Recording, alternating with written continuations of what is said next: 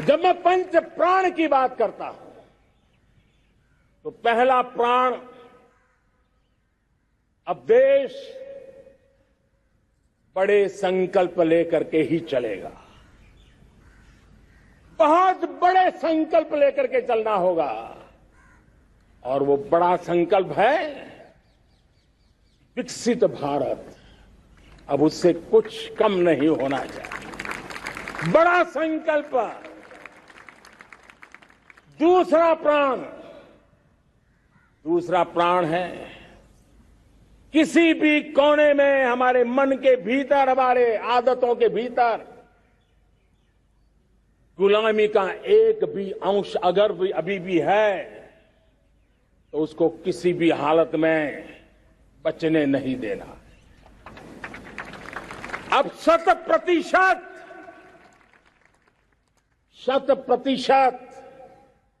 सैकड़ों साल की गुलामी ने जहां हमें जकड़ कर रखा है, हमारे मनोभाव को बांध करके रखा हुआ है, हमारी सोच में विकृतियां पैदा करके रखी है, हमें गुलामी की छोटी सी छोटी चीज भी कहीं नजर आती है, हमारे भीतर नजर आती है, हमारे आसपास नजर आती है, हमें उससे मुक्ति पानी ही होगी।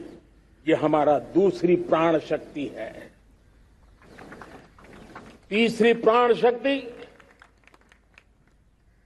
हमें हमारी विरासत पर गर्व होना चाहिए। हमारी विरासत के प्रति, क्योंकि यही विरासत है जिसने कभी भारत को स्वर्णिम काल दिया था, और यही विरासत है जो समयानुकूल परिवर्तन करने की आदत रखती है। यही विरासत है जो काल बाह्य छोड़ती रही है, नित्य नूतन स्वीकारती रही है। और इसलिए इस विरासत के प्रति हमें गर्व होना चाहिए। चौथा प्राण,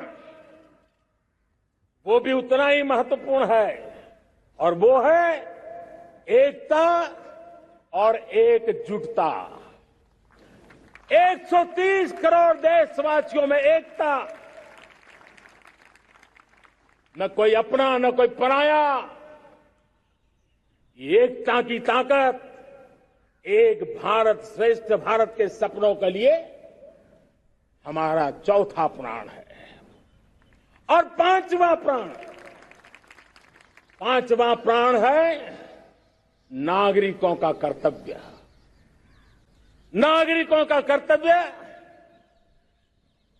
जिसमें प्रधानमंत्री भी बाहर नहीं होता है, मुख्यमंत्री भी बाहर नहीं होता है, वो भी नागरिक है। नागरिकों का कर्तव्य, ये हमारे आने वाली 25 साल के सपनों को पूरा करने के लिए एक बहुत बड़ी प्राण शक्ति है। मेरे प्यारे देशवासियों,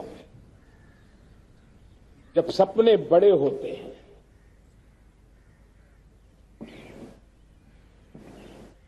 जब संकल्प बड़े होते हैं, तो पुरुषार्थ भी बहुत बड़ा होता है, शक्ति भी बहुत बड़ी मात्रा में जुट जाती है। अब कोई कल्पना कर सकता है कि देश 40-42 के कालखंड को याद कीजिए। देश उठ खड़ा हुआ था, किसी ने हाथ में झाड़ू लिया था, किसी ने तकली ली थी, किसी ने रेंटिया लिया था, किसी ने सत्याग्रह का मार्ग चुना था, किसी ने संघर्ष का मान चुना था, किसी ने क्रांति की वीरता का रास्ता चुना था। लेकिन संकल्प बड़ा था आजादी, और ताकत देखिए, बड़ा संकल्प था तो आजादी लेके रहे। हम आजाद हो गए।